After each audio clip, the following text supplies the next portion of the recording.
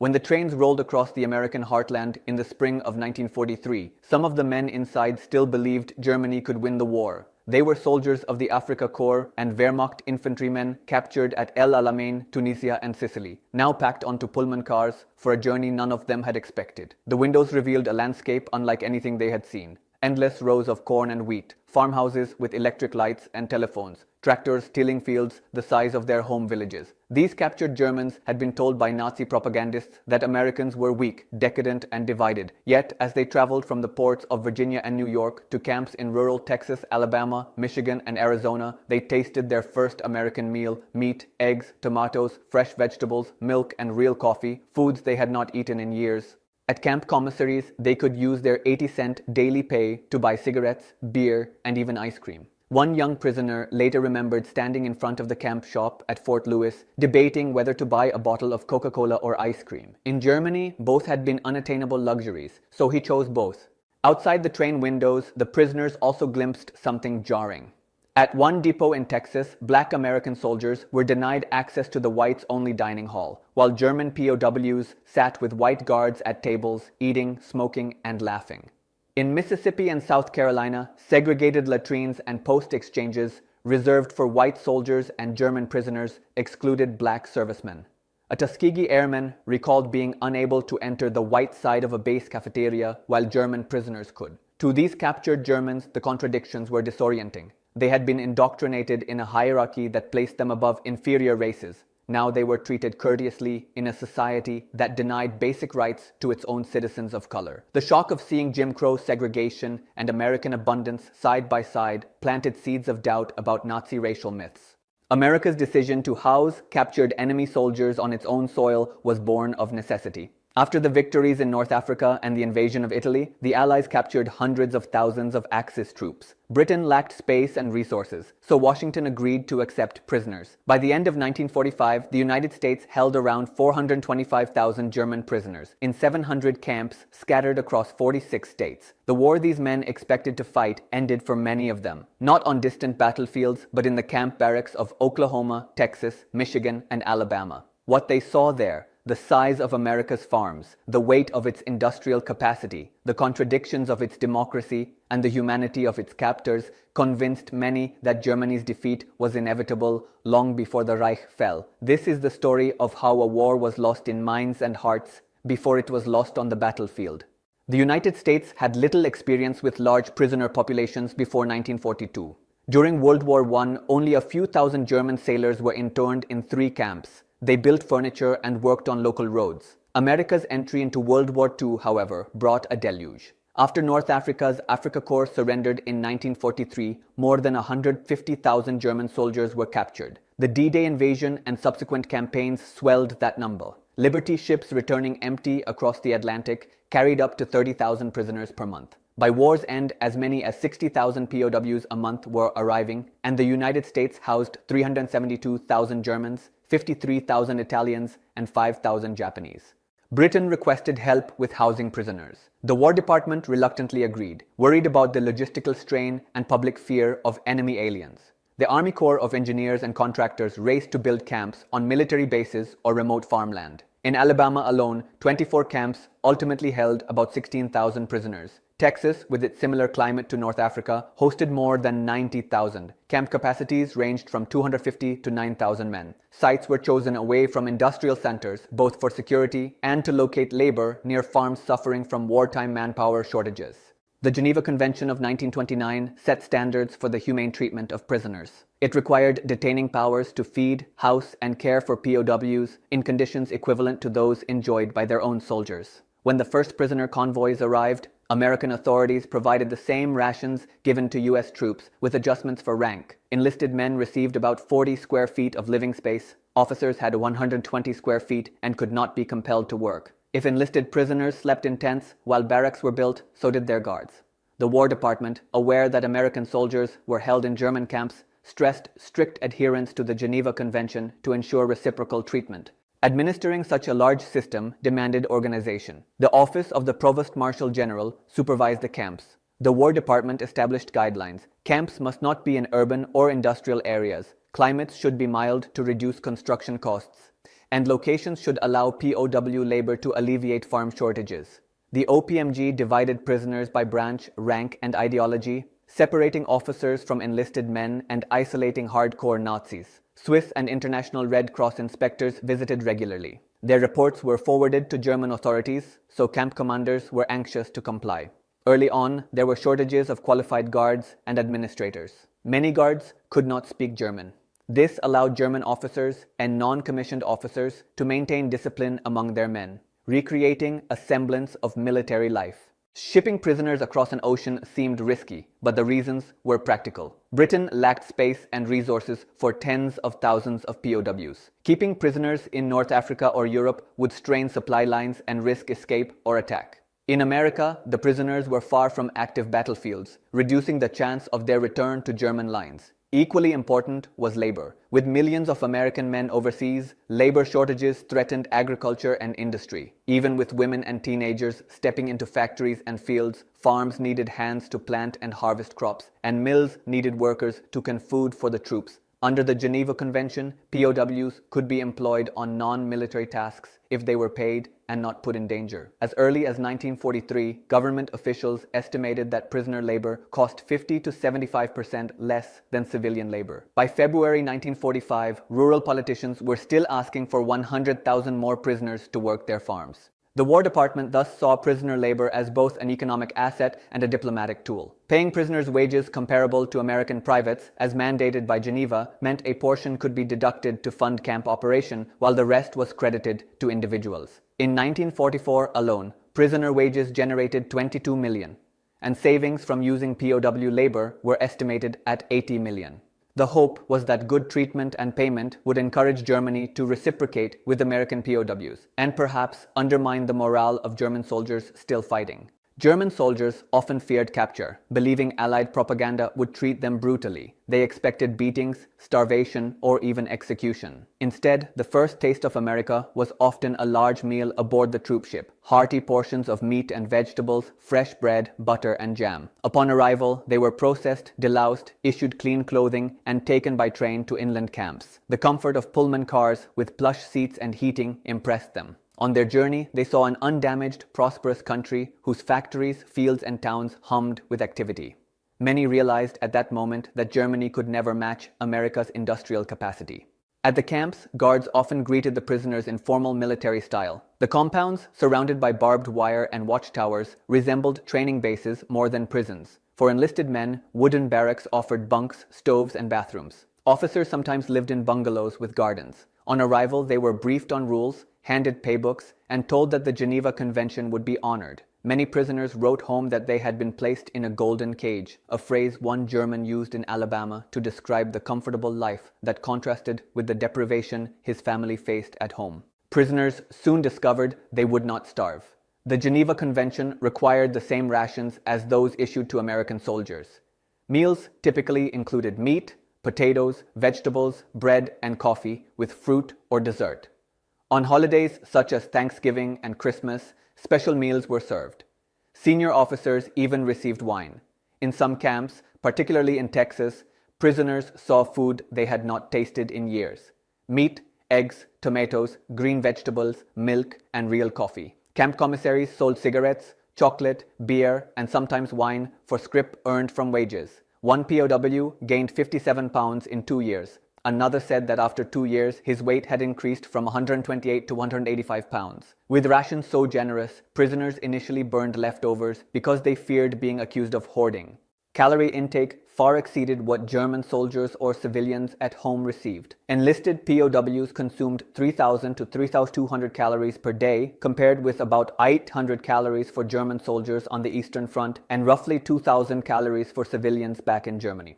According to the Indiana military site, summarizing official policy, Americans adhered so scrupulously to the Geneva Convention that many U.S. citizens thought prisoners were coddled. The article noted that German POWs enjoyed room and board better than the German army. At one Texas camp, local residents resentfully called the comfortable barracks the Fritz Ritz. Yet these rations were deliberately generous. American officials hoped Germany would reciprocate for U.S. POWs and believed showing humanity was a strategic advantage. Under the Geneva Convention, POWs could not be forced to work in dangerous or military production. Officers could not be compelled to work. Enlisted men, however, were employed in agriculture and industry. They picked cotton and peanuts, cut timber, worked in canneries and mills, and repaired roads. A typical day in California's fruit orchards began at 5:30 a.m. with reveille, work at 7:30 a.m., lunch at noon, and quitting time at 4:30 p.m. Evenings were free for classes, films, or concerts. The minimum pay was 80 cents per day, equivalent to the pay of an American private. Prisoners in Texas's Camp Brady used canteen coupons to buy beer or wine. At Fort Lewis, Gunter Grave recalled spending his earnings on ice cream and Coca-Cola. Officers received a salary based on rank. Generals held in Mississippi were housed in bungalows with gardens and wine on the table. Wages served multiple purposes. They allowed prisoners to purchase luxury items in camp, boosting morale. They funded camp operations and saved the government money. And they provided earnings that prisoners could take home after the war, injecting cash into the battered German economy. Guards sometimes accepted bribes in cigarettes or scrip for minor favors. The ability to earn and spend money, to watch a movie or buy an ice cream, made prison life feel surreal to men accustomed to ration books and blackouts. Nobody could become bored, remembered Alex Funke, the military chaplain at Camp Algona. Americans provided prisoners with writing materials, art supplies, woodworking tools, musical instruments, and access to libraries. Each major camp published its own newspaper with essays, fiction, puzzles, soccer scores, and classified advertisements. Some newspapers promoted Nazi ideology, others criticized it. Camp newspapers served as both creative outlet and barometer of prisoner sentiment. In Texas, the War Department encouraged German-language newspapers because they let prisoners experience freedom of speech while allowing American officers to monitor morale. Recreation was plentiful. Camps organized soccer leagues, track meets, volleyball tournaments, and even bowling alleys. Camp Brady in Texas boasted an outdoor bowling alley, 4 handball courts, a track, and 12 volleyball courts. Sports were weekly holidays, with guards betting on their favorite teams. Locals sometimes parked outside fences on Sunday afternoons to watch soccer matches and cheer. Prisoners built orchestras, performed operas, and held theater productions. Some camp performances were broadcast on local radio. The YMCA donated radios and phonographs, and prisoners' favorite record, Bing Crosby singing "Don't Fence Me In," could be heard echoing from the barracks. In Alabama's Camp Opelika, a professional musician from the Hanover Conservatory led a prisoner orchestra and taught music. Education extended beyond hobbies. Camp colleges offered courses in history, mathematics, science, carpentry, foreign languages, medicine, law, engineering, and architecture. At Camp Opelika, 1,400 of the 3,000 prisoners enrolled in classes. Fort Russell in Texas offered 12 courses and issued mimeographed diplomas. Some prisoners returned to Germany with transcripts accepted for credit by German universities. The War Department arranged extension courses with the University of Michigan and University of Wisconsin. Educated prisoners taught others. Among them was Walter Hallstein, later a cabinet minister in West Germany. Through these programs, many POWs learned English, Redband German literature, Exiliteratur, and studied American history and political systems. One prisoner wrote that had they read such books earlier, their understanding of politics might have been different.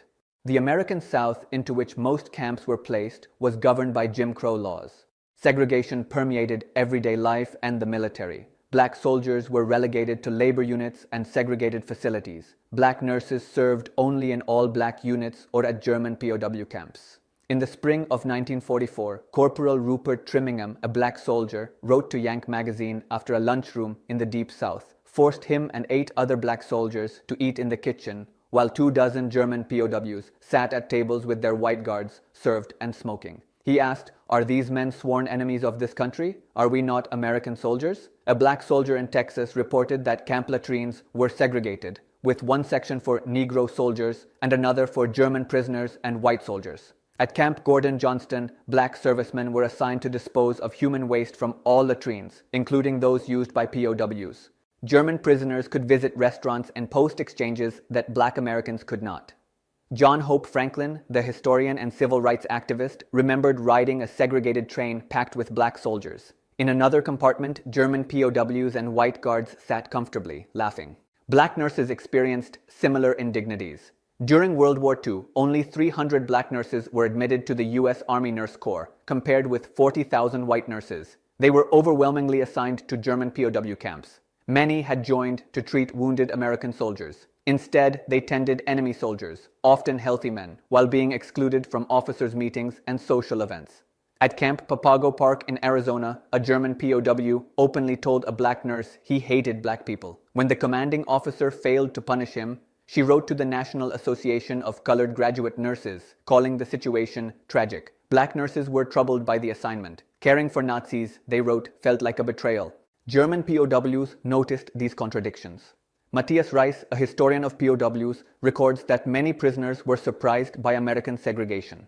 In a Texas depot, black soldiers were refused entry to a whites-only dining hall, while German POWs ate inside with their guards. Some POWs were embarrassed by the deference they received and by the racist insults directed at black Americans. Others, especially hardcore Nazis, felt vindicated, viewing segregation as confirmation of white supremacy. Nazi propagandists had long emphasized racism in the United States to undermine the moral standing of the Allies. But the POWs could now observe reality. They saw that America's democratic ideals coexisted with injustices. They also saw black Americans serving courageously in uniform, challenging the Nazis' belief in racial inferiority. German POWs became a fixture on American farms and in small towns. In Alabama, they harvested cotton and peanuts, built barns and repaired fences. In Texas, they picked oranges, cut timber and canned fruit. Farmers initially regarded them with suspicion, locking doors and warning daughters. But as POWs proved reliable, locals formed relationships. A Texas farmer's family invited the Germans to share a Christmas feast. The men sang carols around the piano.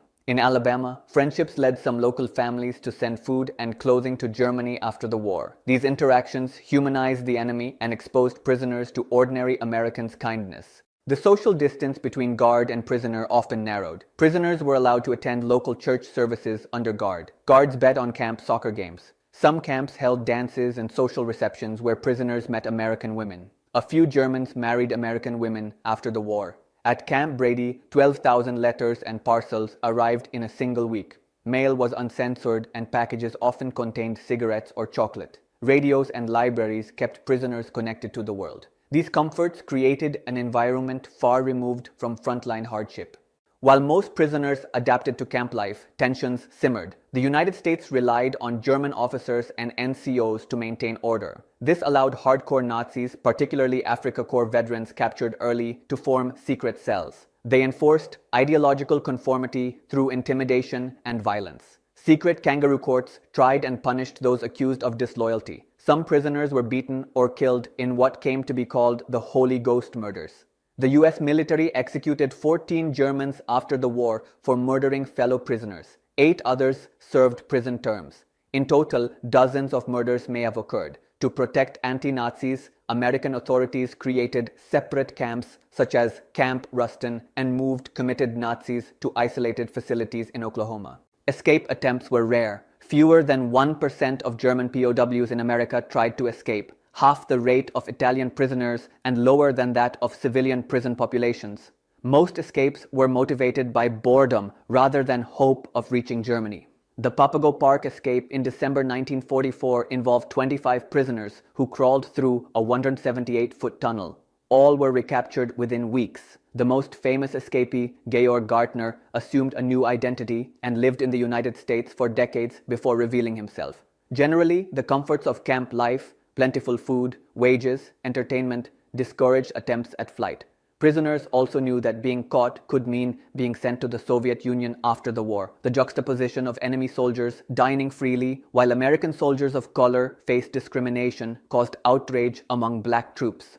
As Matthias Reis documented, black soldiers wrote letters to the Yank magazine and the National Association for the Advancement of Colored People, NAACP, complaining that POWs received better treatment than they did. In one letter, soldiers at a camp in Florida reported being assigned to dispose of the human waste of POWs, while German prisoners walked freely. Another soldier in Texas wrote that the latrine was divided into a section for Negro soldiers and another for German prisoners and white soldiers. Private Harold Hardy noted that German prisoners laughed at columns of black troops walking separately from whites, scoffing that the black Yank is only good as a workhorse. For black soldiers, the preferential treatment of enemy prisoners exposed the hypocrisy of fighting for freedom abroad while facing segregation at home. The discrimination extended beyond facilities.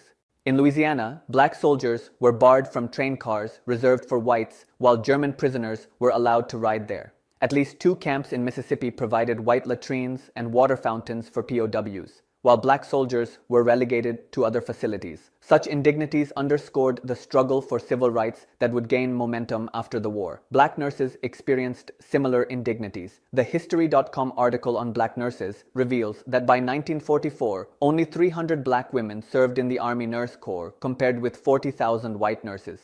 Military authorities assigned many of these black nurses to German POW camps.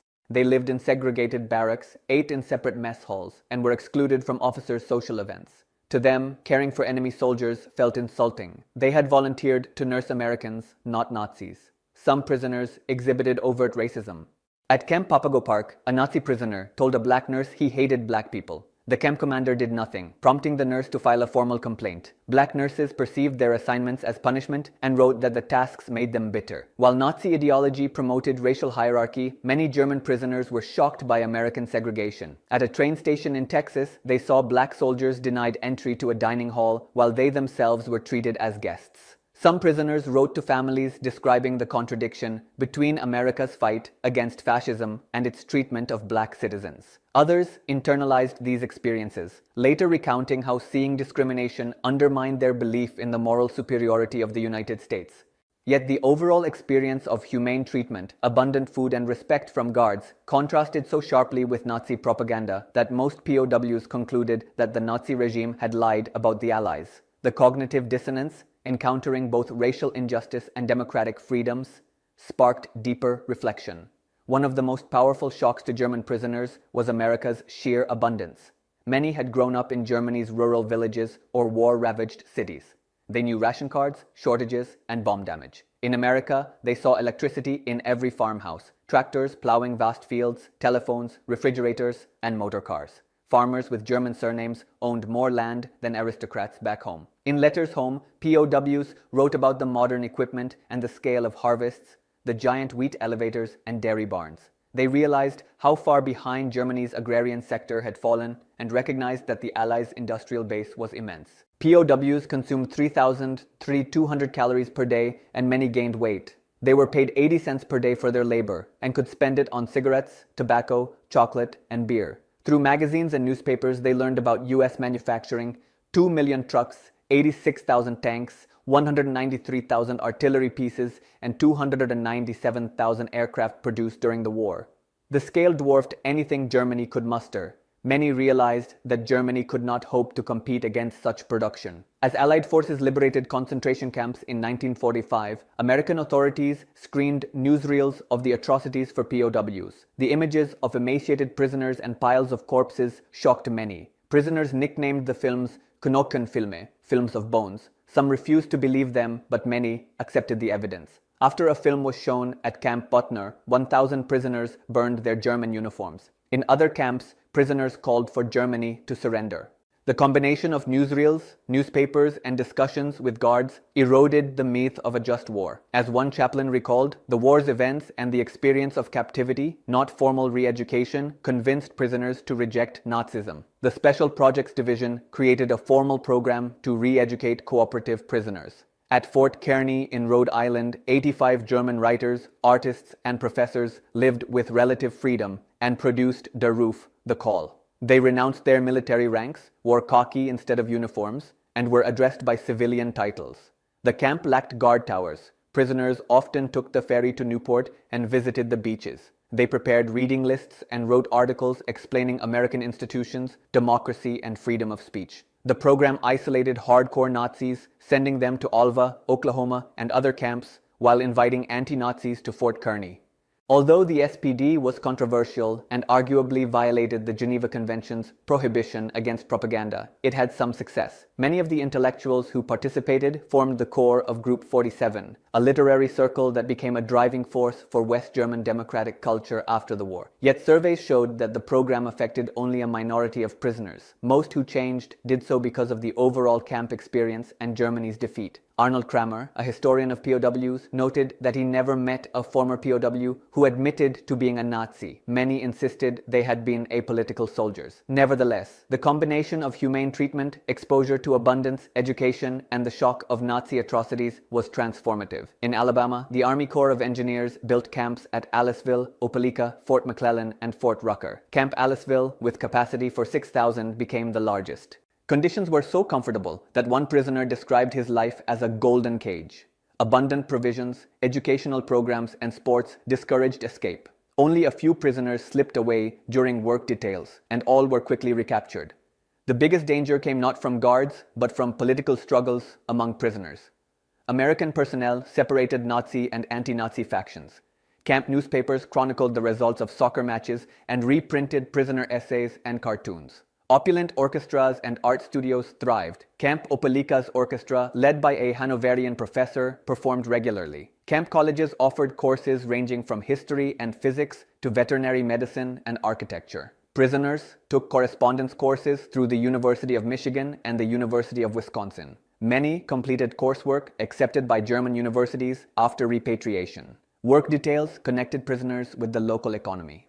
POWs earned 80 cents a day and provided essential labor during a period when many Southerners had migrated to cities. They harvested cotton and peanuts, built barns and fences, and maintained infrastructure. Fraternization rules were relaxed. Some Alabama families invited POWs to meals and formed long-lasting friendships. After the war, Alabamians sent food and clothing to former prisoners. Decades later, the Aliceville Museum and the Museum of East Alabama preserved camp artifacts and hosted reunions. Texas hosted the largest concentration of German POWs, around 90,000. In his essay, When the Afrika Korps Came to Texas, historian Arnold Kramer describes prisoners arriving to camps ready for 3,000 to 4,000 men. The War Department built 6 permanent camps and expanded multiple army bases to house POWs. Good food surprised the prisoners. They saw meat, eggs, milk, and even ice cream for the first time in years. Canteen coupons allowed them to buy cigarettes, beer, and wine. Camp Brady boasted an outdoor bowling alley, multiple courts, and a track. Sports were weekly holidays, with guards betting on their favorite teams. Education flourished, with courses taught by prisoners and local professors. Graduation certificates from the University of Hausa or the University of Walters were accepted by German universities after the war. Mail flowed freely. At one point, Camp Brady received 12,000 letters and parcels in a single week. Radios and phonographs filled the evenings with music, and Bing Crosby's "Don't Fence Me In" became the anthem of camp life. Prison libraries of over 2,500 books circulated widely. Films were shown weekly, hundreds recited lines from westerns. Swiss inspectors visited regularly, keeping conditions up to Geneva standards. Commanders varied. Some were lax, letting prisoners wear civilian clothing and post Nazi signs. Others enforced discipline, court-martialing prisoners for misconduct. Local communities initially feared the camps, but later welcomed the economic benefits and protested when camps closed, fearing a loss of farm labor. The German soldiers who entered American camps brought with them the mythology of Nazi propaganda, the belief that America was decadent, racially degenerate, and weak, that Germany's racial purity and fighting spirit would triumph. Their first days in America eroded those beliefs. Alex Funke, the chaplain at Camp Algona, wrote that he and his fellow prisoners were positively impressed by the United States and won over to friendly relations. Another prisoner said that after 3 years of captivity, he weighed more and felt healthier than at any time during the war. The weight gain and the ability to buy Coca-Cola and ice cream at Fort Lewis made Günter Greve realize how lucky he was to be captured by Americans and not the Soviets. Many prisoners contrasted the abundant meals and warm barracks with the cold water flats and bombed cities their families endured. America's industrial scale also shattered the myth of German invincibility. The War Production Board set production goals of 60,000 aircraft in 1942 and 125,000 in 1943. By war's end, the United States had produced almost 300,000 aircraft, 86,000 tanks, 193,000 artillery pieces, and 2 million trucks. Shipyards launched more vessels in 1941 than Japan built during the entire war. And in 1944, American factories built more planes than Japan produced from 1939 to 1945. Many prisoners, reading American newspapers and seeing the endless trains of goods, concluded that Germany could never match this output. Seeing tractors on every farm and electricity in every barn underscored the disparity. American camp authorities allowed prisoners to subscribe to newspapers and banned German censorship. They read the Neue Deutsche Volkszeitung, New York Times, and local papers. Prisoners listened to radio broadcasts and watched Hollywood films that glamorized American life. They saw newsreels of Roosevelt and congressional debates, learning about free elections, separation of powers, and a free press. Camp newspapers published letters from prisoners questioning Nazi ideology and exploring democratic principles. At Fort Kearny, their roof explicitly promoted democracy and criticized nationalism. Anti-Nazis debated pro-Nazis in articles and at lectures. The SPD's classes on American history and politics exposed prisoners to concepts like free speech, civil rights, and the rule of law. Not all prisoners embraced these lessons. Many hardcore Nazis remained loyal and enforced discipline, holding secret courts and intimidating moderates. Some celebrated Hitler's birthday even after the Americans banned such events. They often dismissed American propaganda as lies and expected Germany to achieve victory until late 1944.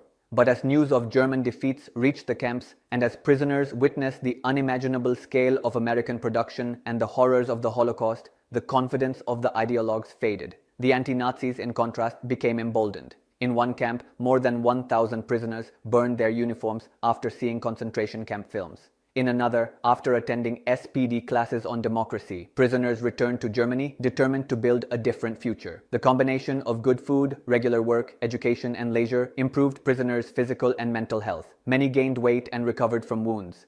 For men who had lived under rationing, the abundance was initially overwhelming. Some burned leftover food to avoid suspicion. Over time, they came to trust that meals would remain generous. The lack of fear of hunger or bombardment contributed to a sense of security that contrasted sharply with memories of the Eastern Front or North Africa. Camp newspapers, concerts, and games kept boredom at bay and allowed prisoners to express creativity. Educational courses introduced them to American literature and philosophy. The combination of art, education, and newspapers gradually built a cultural bridge to democratic values. Despite generally good treatment, some prisoners tried to escape. The most dramatic attempt occurred at Camp Papago Park in Arizona. On December 23, 1944, 25 German POWs crawled through a 178-foot tunnel. They planned to float down a nearby river on rafts to reach Mexico and eventually Germany. Unfortunately for them, the riverbed was dry.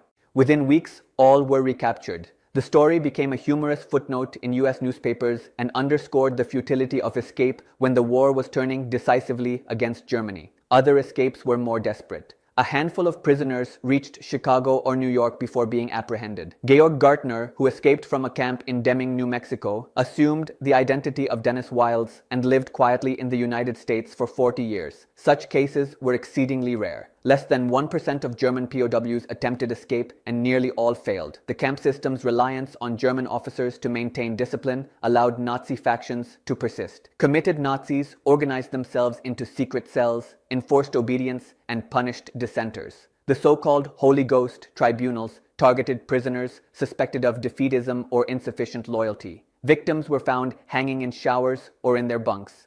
American authorities investigated and prosecuted some of the perpetrators, executing 14 prisoners and imprisoning 8 others.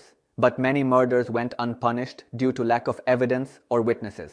These incidents underscore that while many POWs embraced the opportunity to learn and reflect, others remained zealots committed to a dying regime. When Germany surrendered on May 8, 1945, most German prisoners expected to be sent home immediately. Under the Geneva Convention, repatriation should occur as soon as possible after the conclusion of peace. Yet the US and its allies faced a massive logistical challenge, shipping hundreds of thousands of men across the Atlantic while Europe lay in ruins. Additionally, Britain and France needed labor to rebuild. Consequently, most German POWs continued working in the United States through 1946, then were shipped to British and French labor camps for up to 3 more years. In May 1945, American authorities cut rations and ended canteen food sales after public complaints that prisoners were eating too well. Despite these restrictions, conditions remained humane compared with the devastation in Germany. Before repatriation, prisoners were required to watch documentaries on concentration camps. Arnold Kramer noted that in his interviews, he never met a former POW who admitted to being a Nazi. Most claimed to have been apolitical or unaware of atrocities.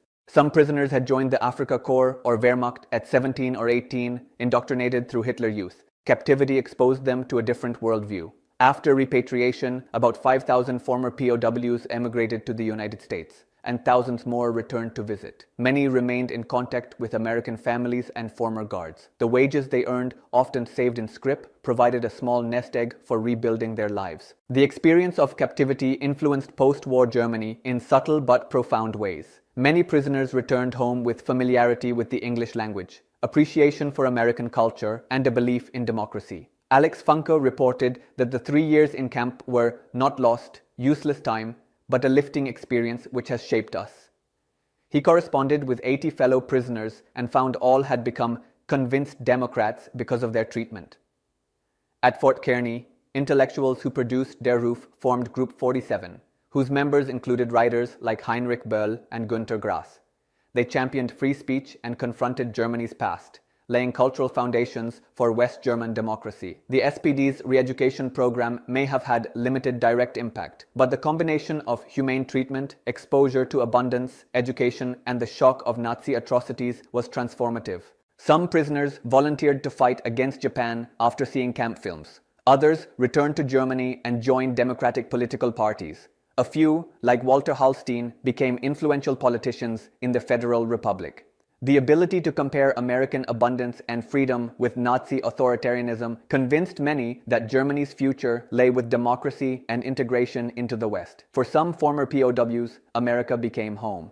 Georg Gärtner, the Papago Park escapee, lived in the US under an assumed name for decades and eventually became a citizen. Thousands of former prisoners applied for visas and immigrated to America, drawn by memories of kindness and opportunity. Others returned as visitors to attend reunions or to thank their former captors. In 2017, Günter Grawe, who had been held at Camp Lewis in Washington, rode a bicycle across Joint Base Lewis McChord to visit his old barracks and thank the Americans who had treated him well.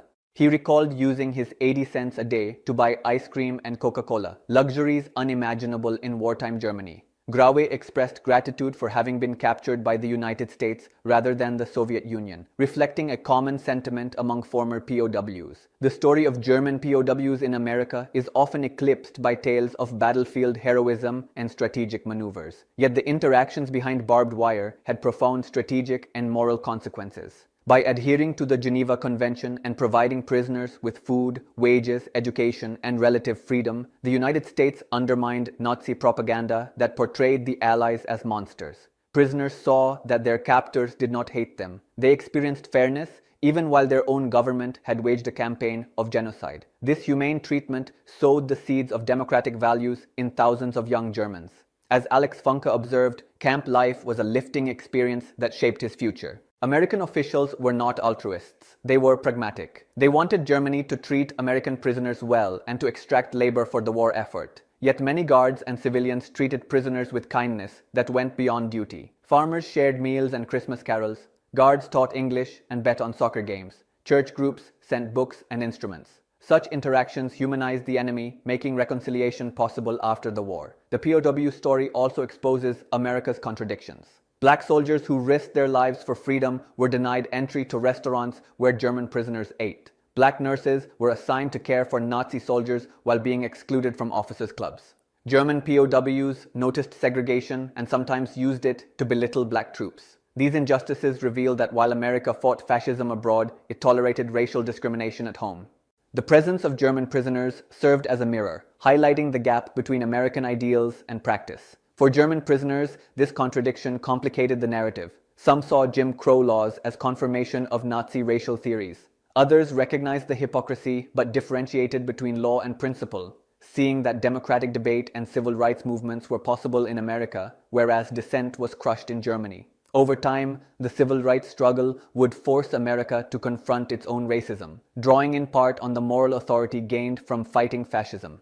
The central theme of this story is that the war was already lost in the minds of many German soldiers before it ended on the battlefield. The physical battle for Berlin in 1945 was preceded by a psychological defeat in the camps of Alabama, Texas, and Kansas. Men who once shouted Heil Hitler now listened to Bing Crosby, studied Shakespeare, and wrote letters praising American generosity. They gained weight on 3,200-calorie diets, earned money, and experienced freedom of speech and religion. They learned about the Holocaust from films and newspapers. They saw factories producing thousands of airplanes and tanks. They observed black soldiers fighting for a country that denied them full citizenship. These experiences dismantled Nazi narratives and undermined morale. Even the most committed Nazis could not escape the evidence that Germany was losing. As Allied armies crossed the Rhine, faith in victory evaporated. At that point, the Holy Ghost trials and secret salutes were acts of defiance by a dwindling minority. For the majority, the war had become senseless, and their focus shifted to surviving and planning for the future. That future, they realized, would involve rebuilding Germany with elements of the democratic ideals they encountered in captivity. After the war, both America and Germany wrestled with the legacy of the POW program. In the United States, some people criticized the generous treatment of German prisoners, arguing that enemy soldiers enjoyed comforts while American families endured rationing. Labor unions complained that prisoner labor undercut wages. Yet others defended the program, pointing out that humane treatment protected American POWs in German hands and advanced U.S. moral standing. For civil rights activists like John Hope Franklin and the black nurses who cared for POWs, the program highlighted the urgency of addressing domestic racism. Their letters and activism contributed to the desegregation of the military in 1948. In Germany, the returning POWs helped shape the Federal Republic's democratic culture. They brought with them English language skills, new perspectives on governance, and an appreciation for American popular culture. The Der Ruf writers and Group 47 members became critical voices in literature and politics. The wages that POWs earned and saved provided resources for rebuilding homes and businesses. Through their experiences, the myth of Aryan superiority and the belief in the invincibility of the Third Reich were irrevocably shattered. War stories often focus on battles, weapons, and strategies. The narrative of German POWs in the United States offers a different perspective, a war of ideas and morals. On one side was Nazi ideology built on racial supremacy, militarism, and brutality. On the other was a democracy imperfect but resilient, capable of both injustice and generosity. By choosing to treat prisoners humanely, America undermined fascist propaganda and planted seeds for a democratic Germany. By neglecting its own citizens of color, it highlighted contradictions that would later be confronted in the civil rights movement. For the German soldiers who spent years behind barbed wire, the war ended when they recognized these truths. Many returned home determined to build a better country. Some returned to America to say, "Thank you." Their stories remind us that wars are not only won by firepower, but by endurance, systems, planning, and the power of humane treatment.